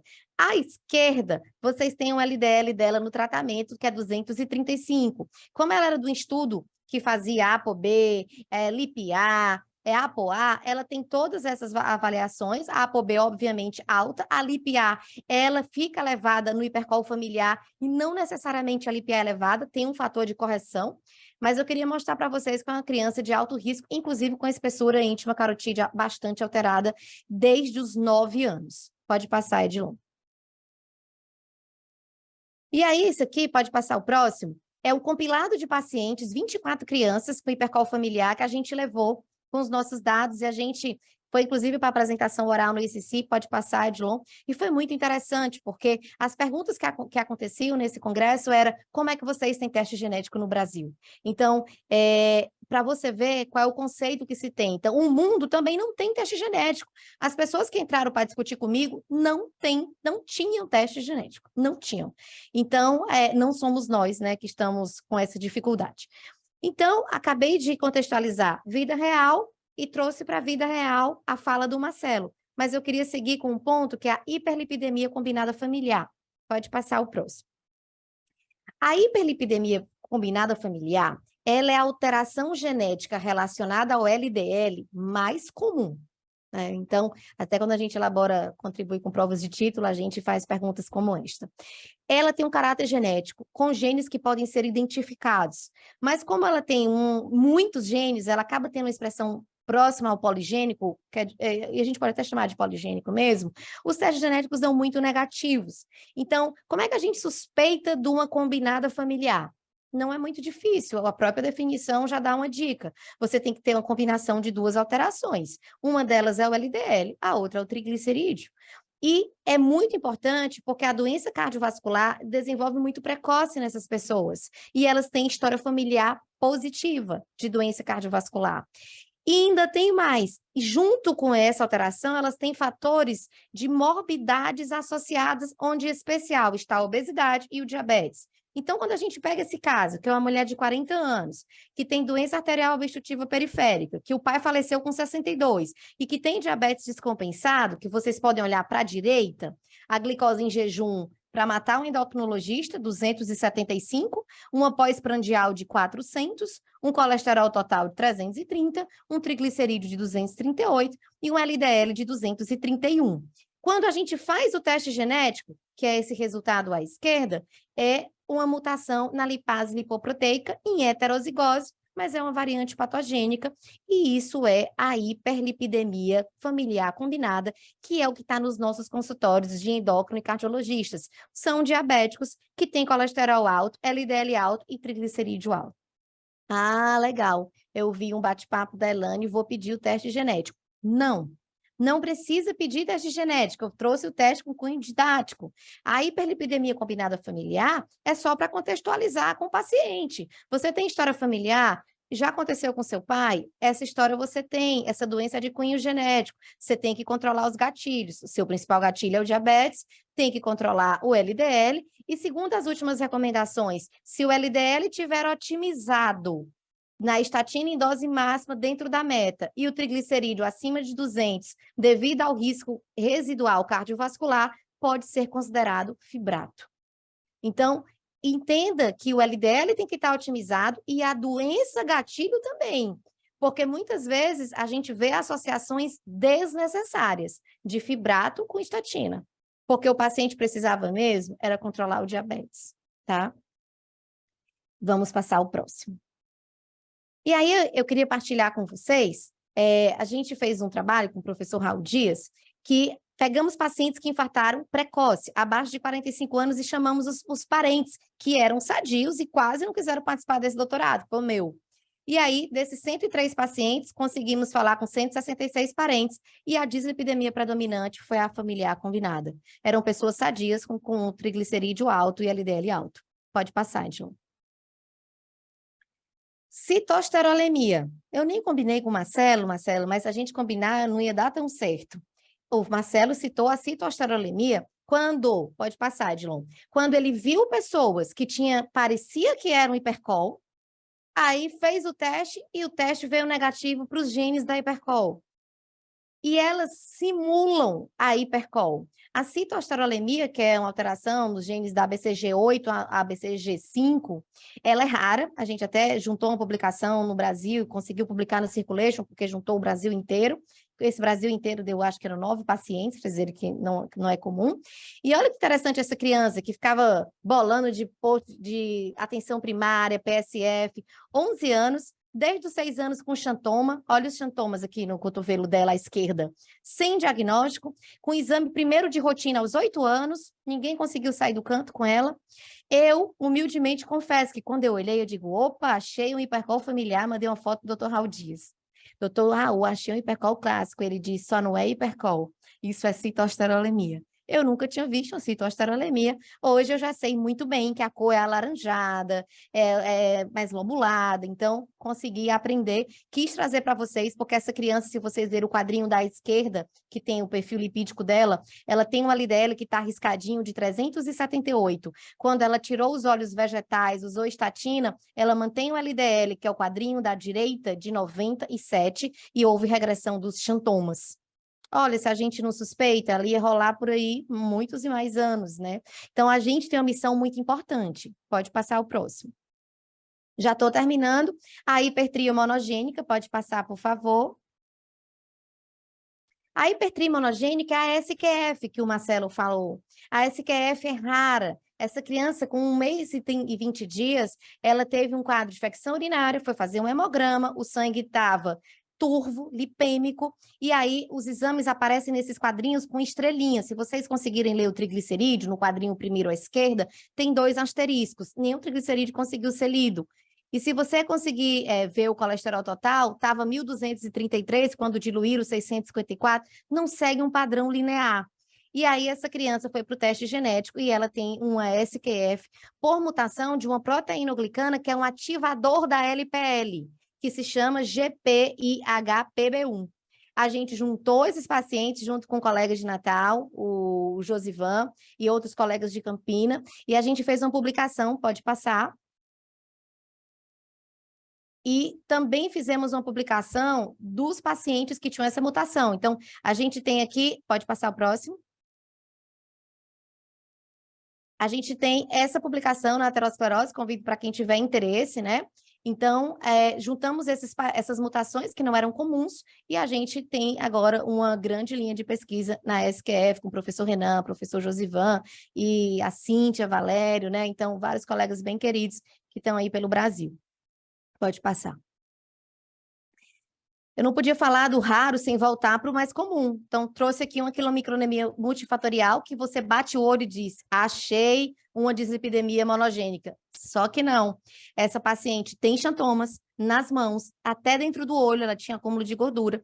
E essa paciente tem um teste genético negativo, era um diabetes descompensado, com triglicerídeo de 8.134, não identificamos mutação, não significa que não tem. Inclusive, eu tenho certeza que ela tem, mas é de caráter poligênico, então não é fácil identificar. E aí a conduta é otimizar as condições de gatilho. Pode passar. Pode passar o último. Eu trouxe essa aqui só para lembrar para vocês, já que a gente falou de LDL e triglicerídeos, esquecemos o HDL. Claro que tem condições como a hipoalfa-lipoproteinemia, que é uma condição muito rara, como a doença de Tangier. Só que eu queria lembrar aqui para vocês, é o que mais baixa HDL, não é doença genética. Isso aqui, você vê uma paciente com HDL de 6, outra de 6, 81 anos, hospitalizada, deve ter vários pacientes como esse aí no Samaritano e no nosso dia a dia. Então, pode passar. Eu queria agradecer, deixo aqui o meu contato para vocês. Eu fico muito feliz com essa oportunidade e que eu possa também contribuir sempre que vocês quiserem para a gente estar discutindo esses casos. Tenho muito bem-querer pelo Rio de Janeiro e é sempre um prazer estar aqui com vocês. Obrigada pelo convite mais uma vez. Doutor Mansur. Obrigada. Excelente, Elaine, excelente, Marcelo. Obrigadíssimo, gente, muito bom. Elaine deu um show aí, parabéns, Elaine. Poxa, muito obrigada. Aprendi demais aí, e aí eu acho assim que isso é um alerta assim, para nós, né, Elaine e Marcelo? É um alerta para nós, porque, não sei se está vendo com o meu vídeo aqui, é um alerta para nós porque... Como você disse, qual a importância assim, de você saber que esse paciente tem hipercolesterolemia familiar? Assim, os estudos mostram assim, que quem tem um LDL de 130 e sem mutação, comparado com aquele que tem um LDL de 190 sem mutação, tem 6 vezes mais evento. Porém, esses 130 sem mutação, 190 sem mutação, mas se você colocar os 190 com mutação, são 22 vezes mais de evento. 22 vezes mais. Então, dá muita vontade de assim, em grande parte dos doentes, você fazer o estudo de mutação, porque é um outro perfil, uma outra vontade de você tratar aquele doente e atingir alvo mais específico mesmo. Então, foi muito legal. Nossa, fiquei maravilhado com a sua aula e a aula do Marcelo também. Parabéns. Muito Agora, obrigada. vamos umas perguntas aí. Né? Obrigado, Marcelo. Obrigado. Deixa eu ver. A gente pode olhar o chat, né? Eu não estou tendo acesso ao chat, Mônica. Tem uma pergunta, eu posso ler, doutora Mônica? Claro, claro Qual a que sim. importância da lipoproteína A e como interpretá-lo, né? Então, assim, essa é uma pergunta excelente, porque nós temos essa vontade de saber se a gente está fazendo pelo nosso paciente tudo que a gente poderia solicitar para ele, né? E hoje também nós somos muito cobrados por novidades, se a gente está fazendo o exame de ponta. E a LIP-A, ela não é nenhuma novidade, ela é determinada geneticamente. Ela nada mais é do que partículas de LDL com apoproteína A, mas ela tem conformações pelas cringas que levam à conformidade, que a tornam extremamente proaterogênica. É o principal fator de risco genético isolado, o Marcelo me confirma, de estenose aórtica severa. Só tem um problema, a LPL, é que a gente não tem tratamento efetivo para a LPL. A gente está, nesse momento, com estudos clínicos andando, eu participo de 2 estudos clínicos para avaliar a LPA dos pacientes, porque a gente nem conhece a LPA no Brasil. Se a gente pegar os estudos com os valores de referência, a gente tem por nanomol ou por nanogramas por decilitro, e com pontos de corte que avaliam ali em torno de 50, usando o estudo de Copenhague. Mas a gente não tem estudo no Brasil. A gente vai já lançar um estudo que a gente está fazendo em banco de dados bem legal, mas por hora o que eu tenho a dizer para vocês a ESC recomendou desde o ano de 21 que a LPL deve ser dosada uma vez na vida em todas as pessoas. Uma vez na vida. Por quê? Como ela é geneticamente determinada, ela não flutua de forma significativa. Então, mas para que você quer dosar se você acabou de dizer que não tem nem como tratar? Porque faz parte da mesa da negociação da saúde. Olha, senhor, o senhor tem um risco residual cardiovascular alto. Inclusive, o senhor tem um analito que é a LDL alta, e eu nem tenho como intervir. Então, eu tenho que intervir em todos os seus outros fatores modificáveis. Entra na mesa. E ele tem a mesma conotação de aumento de risco que o doutor Mansur acabou de falar. Uma pessoa com LDL de 130 e LPA normal não tem o mesmo risco da LDL de 30 com LPA alto. Então, Marcelo, concorda, doutor Mansur? Eu concordo plenamente, né? Acho que você já definiu muito bem o papel da LPA e lembrar que, assim, mesmo no doente que tem hipercol familiar diagnosticado, que já é um doente de pior prognóstico, a LPA também acrescenta, né, Elane? Você lembra bem dos fluxogramas lá que você ajudou a fazer? Quer dizer, por quê? Porque ela entra como aqueles fatores de risco adicionais, que junto com o nível do LDL, pode chegar e definir naquele doente o que é prevenção primária de alto risco no paciente com HF. E aí a meta e a estratégia de tratamento ele muda, né? Então, assim como outros fatores de risco, a presença do tabagismo e tudo, a LPA entra nesse contexto também. Então, mesmo no paciente que a gente já sabe que é grave, a LPA adiciona gravidade. E lembrar também naqueles casos que, eventualmente, como você bem falou, tem teste genético negativo, uma das hipóteses alternativas a se considerar, e aí é até muito mais frequente do que citoesterolemia, etc. e tal, é a própria elevação do LPA, né, Elane? Então, quer dizer, é aí uma condição que você deve realmente pesquisar, porque tem múltiplas, hoje, tem múltiplas utilidades, apesar de não ter um tratamento específico, né, Elane? Ainda, né? Mas tá bem pertinho. Então, para resumir, tem que dosar. É porque fica essa dúvida, né? Tem que dosar. A LipoA é uma decepção você conviver com a LipoA. É muito ruim conviver com ela. Eu doso LipoA há muitos anos, há muito tempo. E eu já tinha observado algumas discrepâncias, e agora a gente é sabedor da estenose aórtica. Isso também é uma novidade, quer dizer, não tão nova, mas é um fator contribuidor. E a gente sabe que a LipoA ela tem também uma característica genética até regional. Os afro-americanos, os africanos, têm uma lipo-A menor do que o restante da população. E tem alguns estudos mostrando que a doença aterosclerótica ela é 11% maior por cada incremento de 50 nanomol de lipoproteína A. E algumas diretrizes colocam a lipoproteína A como um fator modificante.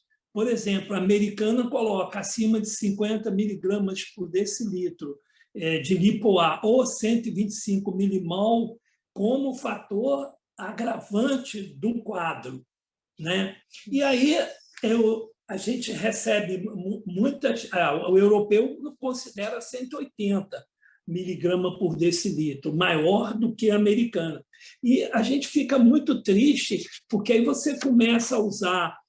todo mundo começa a usar estatina, aí você fica o doente fica feliz, aí ele fala assim, vamos dosar a lipo-A, eu falo, não precisa não, mas ele quer dosar. E a gente sabe que a estatina aumenta a lipo-A.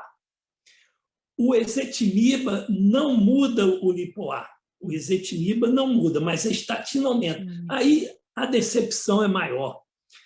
Porém, a gente sabe que a redução do LDL não traz assim, um benefício tão grande como se fosse como se ajudasse a lipo-A. Isso não ocorre também. O que eu tenho visto, que está descrito na literatura, como eu uso muito evolocumab, mas tem muito paciente usando evolocumab, a gente tem visto uma diminuição em torno de nas grandes diretrizes, 36,7% do nível da lipo-A. Isso abre um caminho tão bom, porque, às vezes, em paciente que tem essa lipo-A e é um doente coronariano e que precisa, a introdução do inibidor do PCSK9 ajuda nessa diminuição de 36,4%. Isso teve um valor. E, como Helena falou, a gente tem drogas aí, a olpasiran, outras drogas que estão aí, os antissense, né, que estão aí no caminho de uso da lipo-A. Mas lipo-A, eu fico... quando tem uma lipo aumentada, me dá um frio danado, a não ser que eu vá usar o evolocumab.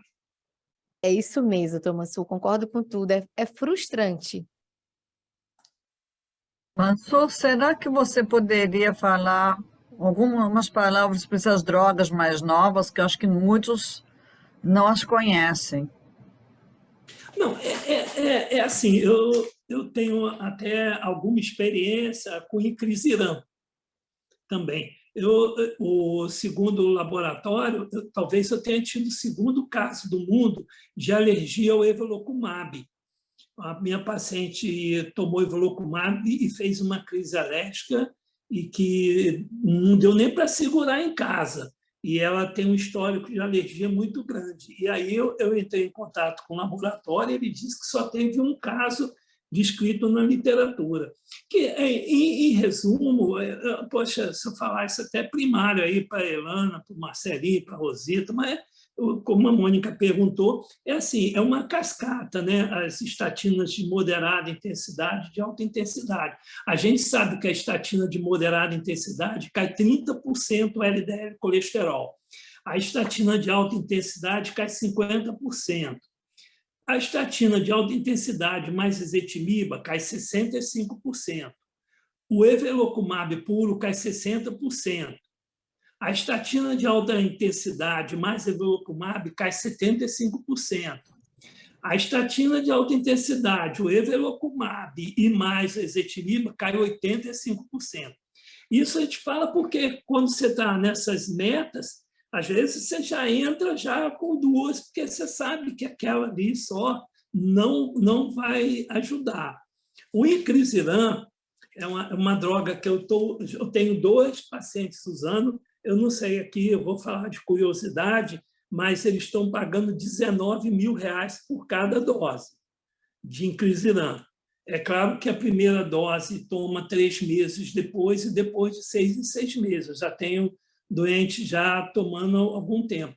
Ele em si só cai 50%, 60% o inclisiran. Nesses doentes, eu achei até que caiu um pouco mais, porque um deles não usou a estatina, não podia usar estatina e nem ezetimiba, ele usou inclisiran puro. O outro usou um casamento já com as outras, mas esse eu achei que caiu até mais que o evolocumab. Então, assim, essa conjunção de drogas, eu acho que foi assim, uma coisa assim, maravilhosa. E olha que a gente não considera o fibrato, esse ômega que a Rosita botou lá também não tem sentido, e o estudo Reduce, né? Reduce-IT, com isopentol, né? Icosapentol. Tá sem som, Helena, você ia falar? É o EPA, né? É o EPA, que seria, o nome comercial seria o Vacepa, que é 2 gramas 2 vezes, que saiu o estudo Reduce, que foi publicado. Ele mostrou um desfecho de evento primário de 25%, apesar de o número absoluto foi 4,8%. Mas, veja bem, o Reduce usou em pacientes com doença arteriosclerótica coronariana, eram doentes coronarianos, e que estavam em uso de estatina, cujo LDL ia de 41 a 100. Achei até interessante isso. E o triglicerídeo de 150 a 499. Achei interessante, porque pegou o doente e já usava. Só tem uma coisa triste, aumentou a fibrilação atrial de 3,1 para 2,1. Né? Foi infelizmente, né? Mas foi isso. Eu tenho uma pergunta bem capciosa para todos vocês. Como é que vocês conseguem convencer os pacientes a fazerem uma coisa básica, que é exercício e alimentação? Quais são os argumentos que vocês usam para o paciente aderir não só à medicação, mas a coisa básica, que não adianta tomar qualquer medicamento e sair por aí comendo toda a gordura e não fazer exercício, né? Como é que vocês argumentam, hein, Lani? Mansur? Quer comentar, doutor Messoi, do ponto de vista da cardio? Eu fico até curiosa para saber como é que a cardio faz, porque a endócrino fica em tempo de fazer tortura. Eu antes de começar, eu falei isso, antes de colocar o Jorge, falei assim, olha, a última vez que eu participei do simpósio, acabou, a Mônica lançou bem a pergunta, acabou, o cara falou assim, você só falou de remédio, mas eu toquei no início, falei, olha, assim, a dieta e o exercício físico são pilares assim fundamentais. E todo mundo que não gosta de tomar remédio, ele quer fazer o exercício antes e ser vegano. Só que acaba não fazendo exercício antes e não acaba não sendo vegano, que vegano não é fácil, não. É duro. Eu sempre digo assim, nós temos que mexer. Né? Aí a pessoa pergunta, você mexe? Eu mexo, mas mexo menos que eu queria mexer, né? Mas eu mexo. Assim, a gente tem que notar que às vezes a pessoa que faz esporte fim de semana, eu sempre falo assim, só faz o quê? Uma vez por semana. Aí uma vez por semana adianta? Não, uma vez por semana adianta. Adianta desde que você esteja preparado para fazer uma vez por semana. Se você tem estudos mostrando comparativamente uma vez por semana, todo dia, quer dizer, perdão, maior ou igual a 4 vezes por dia e por semana e 2 vezes por semana. Aquele que faz uma vez por semana, ele tem menos evento cardiovascular do que aquele que não faz nada. Então, uma vez por semana, eu anoto no meu fichário, uma vez por semana. Aquele que você tem um estudo, saiu no American Journal Epidemiology, mostrando que o trocador que fica na Inglaterra, aquele trocador que fica na parte de cima do ônibus, tem 22% menos infarto que o trocador do ônibus de baixo. que fica no andar de baixo. Então, isso são motivações que ajudam.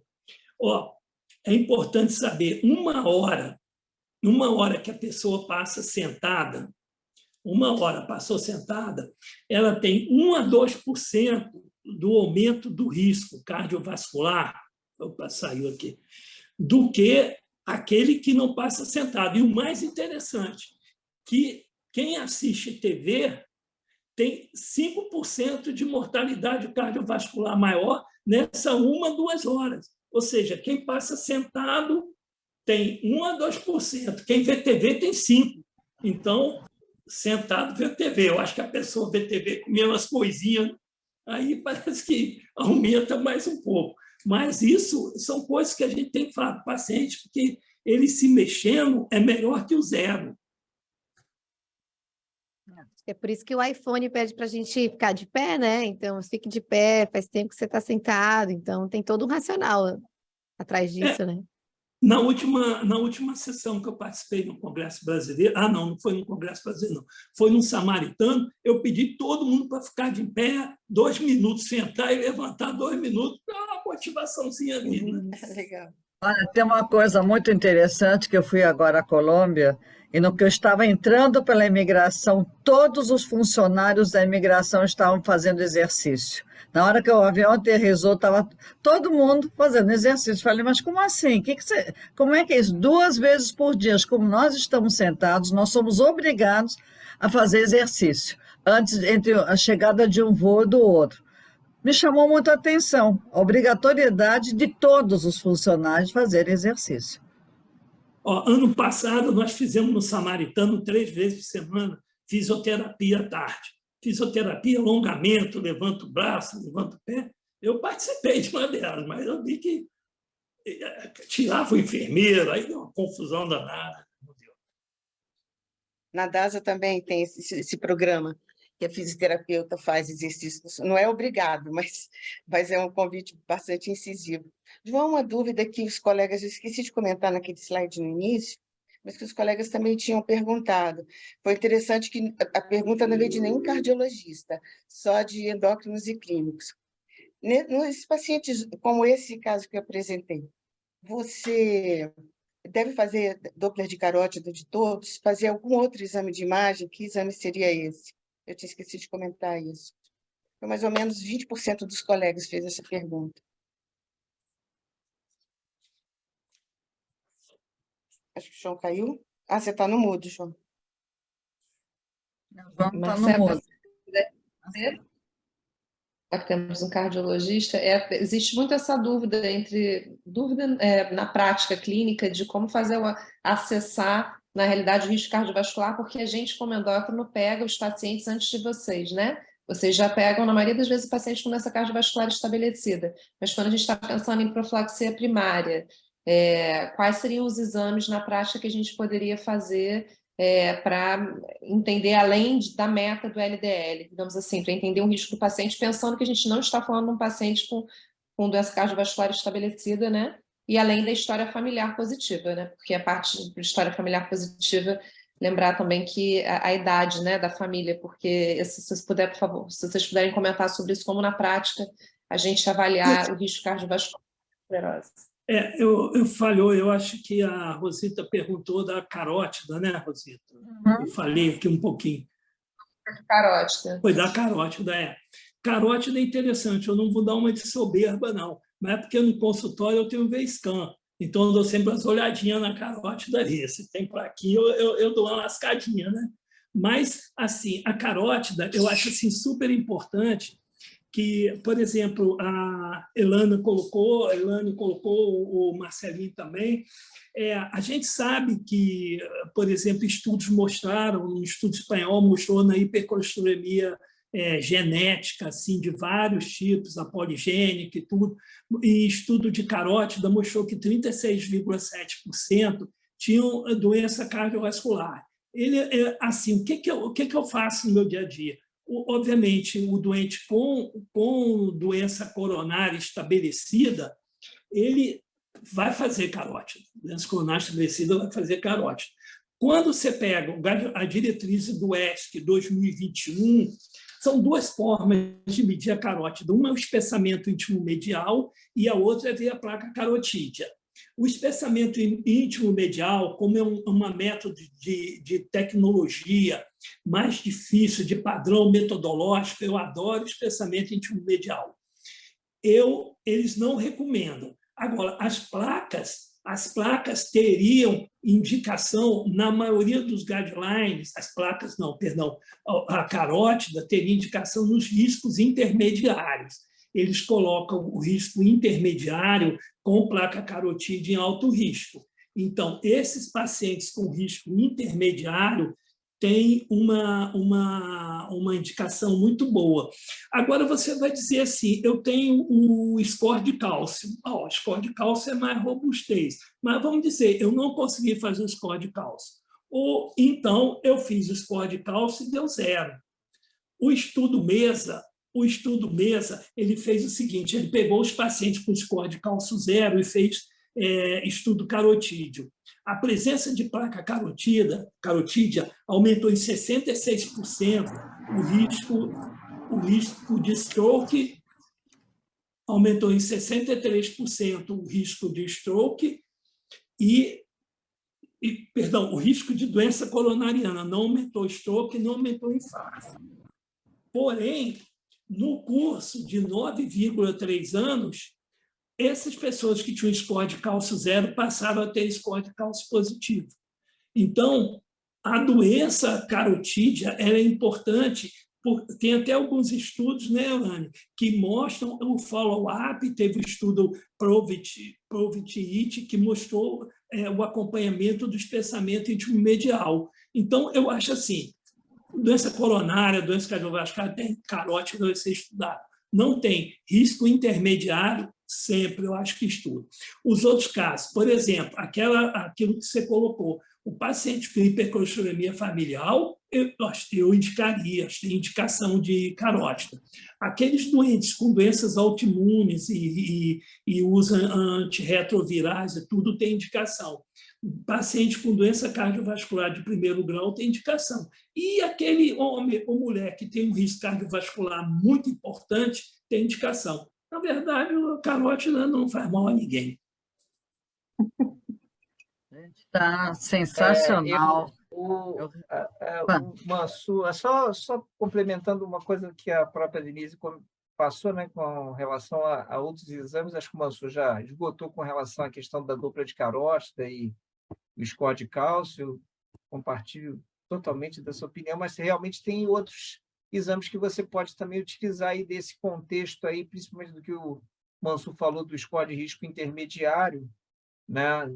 Principalmente levando em consideração o score de risco global, que é o que tem sido recomendado nas diretrizes, né, de prevenção da SBC e tudo, mas você pode fazer também a pesquisa da microalbuminúria, né, que também agrega um risco, né, e eventualmente, assim, eu sei que o Mansur faz eco e tudo, a presença da hipertrofia ventricular esquerda também no ecocardiograma também é um dado que agrega risco a esses pacientes também, e aí você deve olhar, principalmente no paciente que é hipertenso, né, dentro desse contexto da prevenção, né? Além de avaliar a aorta abdominal também, que é uma outra possibilidade também de você tentar identificar o doente com risco. Agora, uma coisa interessante, você pega o caso da Elaine, que colocou, e o caso da Rosita, e você coloca nos riscos cardiovasculares da SBC, da ESC e da American Heart, eles nem entram. Eu fiz um teste aqui desse doente, Rosita,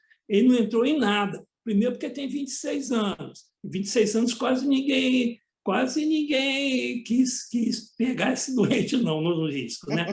Então, os doentes com hipercolesterolemia familiar mais jovem, esses riscos não são bons.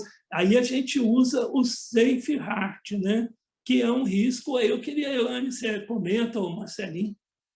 Então, é nesse contexto, por exemplo, que a LPA pega bem, né? Porque ela entra como fator de risco adicional, né? Como você falou, não tem score de risco. Você tem o valor do LDL, e aí depende do valor, para alguns valores você precisa acrescentar só um fator de risco adicional, que agora a Elane pode me ajudar a lembrar de todos. É LPA, é tabagismo, né, Elane? Tem alguns, estão listados lá na diretriz. Eventualmente, se for um nível de LDL menor, você tem que adicionar 2 fatores de risco para poder caracterizar a prevenção primária de alto risco no contexto desse doente que o Mansur falou, que foi o que a Rosita mostrou, do hipercol familiar. Né? É um pouco diferente, é isso que o Mansur falou. Estimula a buscar a doença aterosclerótica subclínica, né? Então, acho que são esses achados que o doutor Mansur comenta, assim, no nosso ambulatório de hipercol, a gente faz Doppler para a espessura média intimal em todos os pacientes. A gente nem fazia de criança, porque não tinha ponto de corte, era difícil, mas o estudo que a gente participou da Amigen precisava da espessura, até que a gente viu essa menina de 9 anos com alteração da espessura média intimal. E aí foi aquela movimentação, né? Então, a gente faz espessura média intimal e faz eco, porque eles também têm um aumento de estenose aórtica. Então, praticamente essa é a rotina da hipercol. E os outros testes dinâmicos, né? Testes provocativos, né? Muito bom. Agora, Elane, só complementando isso, você vê que no guideline, na diretriz de doença de carótida, da DIC, do Departamento de Imagem Cardiovascular, tem umas... Eu acabei de ler agora sobre doença de carótida, como fazer, qual a medida. E lá eles colocam assim, quando você for dar o laudo para quem faz a carótida, no caso eu estava lendo como se eu fizesse carótida. Se você der o laudo com a lesão, com a placa, você não precisa dizer qual o espessamento íntimo medial. Porém, eu vejo uma crítica nisso, porque eu, então, toda vez que eu peço medir o espessamento íntimo medial, independente da presença ou não de placas, porque é um follow-up importantíssimo. Eu faço aqui no consultório, o aparelho, esse V-Scan que eu tenho, ele faz vascular. Mas estou dizendo assim, vamos dizer que é um dia que eu está descarregado o aparelho, ou alguma coisa assim, entendeu? Então, acho que é importante isso. Gente, que reunião tão rica. Eu quero aproveitar presencialmente, Mansur, agradecer a você, em nome de Samaritano, que nos possibilita ter essas reuniões que contribuem tanto para o nosso conhecimento, não só endócrino, não só cardio, mas acho que para todos os clínicos. Meu muito, muito obrigada. Essa foi uma reunião realmente muito especial. Eu espero contar com vocês numa próxima, o ano que vem, porque, né, uma vez por ano, espero contar com você, Mansur, porque você contribui, você tem um conhecimento que eu sempre admirei, você faz diagnósticos quando ninguém está pensando numa coisa, você já pensou. Eu me lembro muito daquela minha paciente com amiloidose, quando não se falava de amiloidose, você fez o diagnóstico. Então, eu quero agradecer a todos vocês, Denise, muito obrigado. Contar com você para a nossa próxima reunião, no mês que vem, com a doutora Mônica Gadelho, que vão ser casos clínicos também. Gente, então, muito, muito obrigada a todos vocês, muito obrigada por contribuir tanto. E se vocês puderem colocar os guidelines no nosso grupo, eu acho que muitos vão querer ler. Então, né?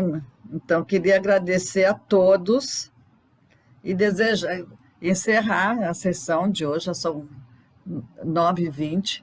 Mansur, muito obrigada, adorei você estar conosco. Pô, Mônica, eu que agradeço. Não, eu estou toda feliz que você está, espero poder contar com a tua presença em outras. Se Deus quiser, estamos sempre juntos. E muito, muito obrigada a todos, gente, uma boa noite. E Edilon, coloca nossa próxima, por favor, que é com a doutora Mônica Gadelha, que são medicamentos e função hipofisária, que vão ser uma discussão baseada em casos clínicos. Acho que também vai ser muito interessante, a Mônica sempre traz assuntos muito interessantes. Gente, uma boa noite e obrigada, Mansur, e obrigado ao Samaritano por nos possibilitar estarmos juntos uma vez por mês. Obrigada, Mônica e Boa Denise, noite. João, Marcelo. Obrigada a gente. vocês, bom feriado para vocês. Um prazer. Obrigada, Edilon, por estar conosco. Edilon, você é super. Obrigadão. Obrigada, Dilon. Foi um prazer. Doutor Mansur, quando eu Obrigada. for ao Rio de Janeiro, eu vou visitá-lo, tá? Quero ver, hein? Quero ver. Um Vou abraço, sim, vou Mansur. sim. Um abraço a todos. Abraço, Marcelo, Marcelo. obrigada. Elane, obrigada. Boa Rosita, noite, obrigada. Obrigado. Valeu, Denise, Ana. obrigada. Tchau, tchau. Tchau. Tchau, tchau. Excelente.